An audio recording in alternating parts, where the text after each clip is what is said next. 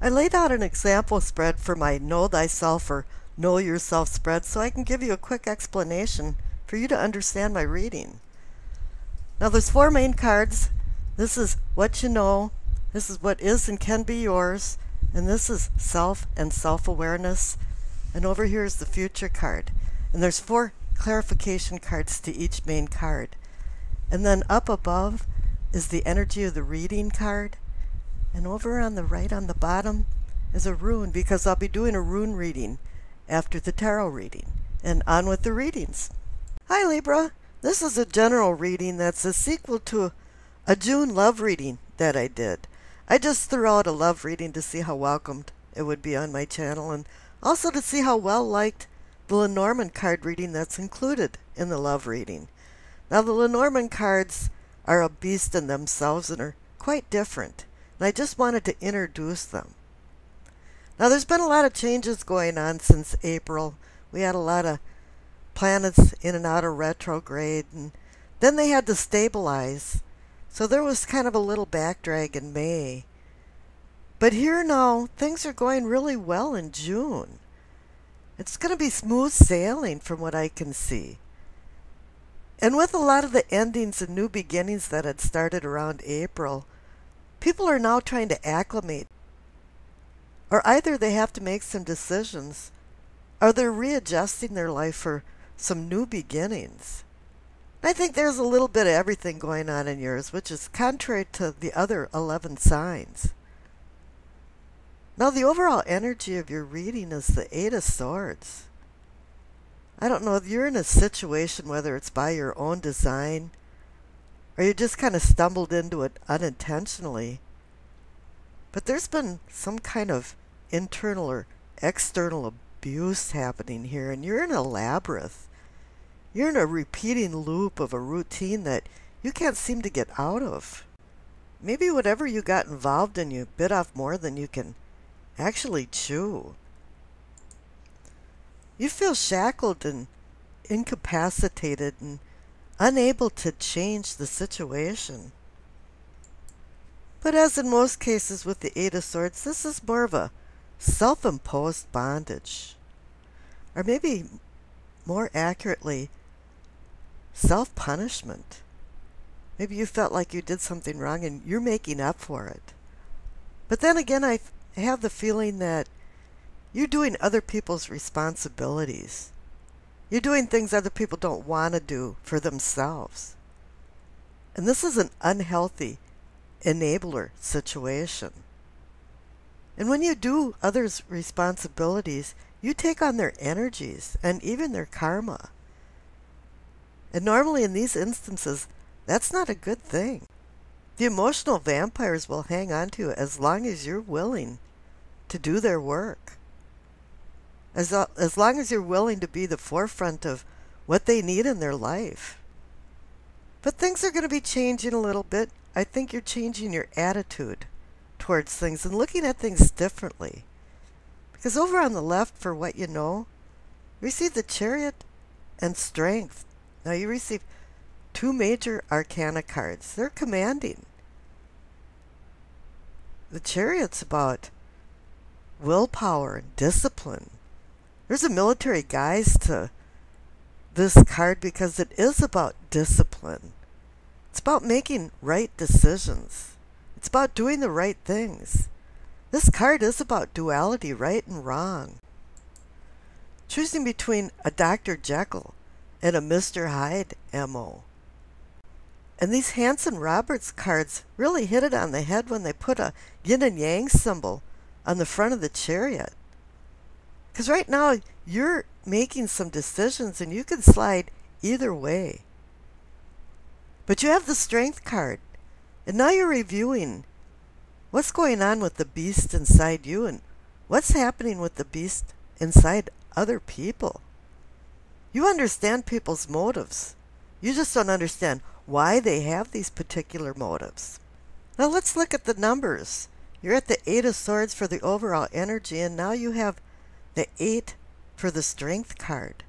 And the Chariot is 7, so you're progressing from 7 to 8. You're graduating up. You're wanting to muster some mental strength. Manifest some energy for control and endurance. I call it gentle discipline and divine or courageous strength that you need to draw from your inner self. You have to govern and balance your emotions that's connected to your behavior and what you're doing. You have to start reviewing what you're doing. Now, there's some reasons for all of this, and sometimes the cards tell you and other times no. But here in the center, the two cards you receive, the High Priestess and the Six of Cups. Let's talk about the Six of Cups first, because this is the memory card. The card of childhood or past experiences. And somewhere in your past, there's been some binding consequences or some lasting changes that have always been left with you. The past can haunt us and it can free us. And really, it's our own free will that makes this decision. You've got the Chariot there. He's saying, yeah, it's your free will. But there's some other more cosmic things going on because you have the High Priestess. And she's the translator from the cosmos down to the earth. And you have to be very vigilant to hear her messages. She's not talking in another language like the runes or something, but you have to recognize what she's saying and be able to interpret it to your life.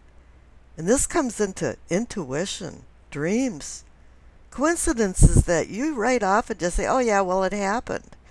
Well, later on you're going to think back and say, that was a chain of events that happened that I didn't even notice. And this is what the High Priestess is telling you, is to start noticing what's happening around you. There's some cosmic things that are twisting and turning that you have to recognize. Now, over in yourself and self-awareness, this is kind of a good news, bad news story, and I've seen this happen over and over again in this series, is where you have a really positive card and you have a really negative card with it. And the funny thing is they seem to be balancing themselves out, because here you receive the Five of Pentacles and the Wheel of Fortune. Now, the Five of Pentacles is the impoverishment card. It's disparagement, deprivation. Something vilely went wrong in your life, and you're ignoring all the good things in your life. You could have lost a lot of things that had a lot of meaning to you. But here the Wheel of Fortune is balancing it back out and saying, yeah, the Wheel of Fate is on the upswing. And the fates of fortune are on your side. You just have to have some optimism. And get yourself out of the Eight of Swords bondage. And go along with making good decisions with the Chariot. Backed up with the Strength card. Listen to the High Priestess's message. And use to your benefit what happened to you in the past so you can go on in the future. There is some problems in the future because you receive the Three of Swords as the main card. Now, this is the Heartbreak card. This is where you check into Heartbreak Hotel and you're the one that decides when you check out. Or like the Eagles song, Hotel California, you can check in, but you can never check out. But it's really up to you to call down to the desk and say, yeah, I'm checking out. Have somebody get my emotional baggage and throw it out the door. But the Three of Swords also is a card about severed ties. And maybe you lost somebody in your life, a breakup, a death. Just being separated or having some obstacles. And maybe this is connected to the Eight of Swords. And the Eight of Swords is connected to the Eight of the Strength card. This is the triangle. The hurt, the bondage, and the strength needed to climb out of these problems. Now, the clarification cards are great because you receive the World and the Six of Swords. Now, the World is about ending a cycle. You've completed something. There's endings and new beginnings coming, and you've learned some lessons. You've graduated along from some lessons that needed to be learned in your life. You've earned, and now you've gained, and you're ready for new challenges. And the Six of Swords is the moving on card. You're going from turbulent waters to more tranquil waters. But this is your decision now because you have the World card and things are ending, and now it's time for a new beginning. And I wish you acceptance, peace, and happiness.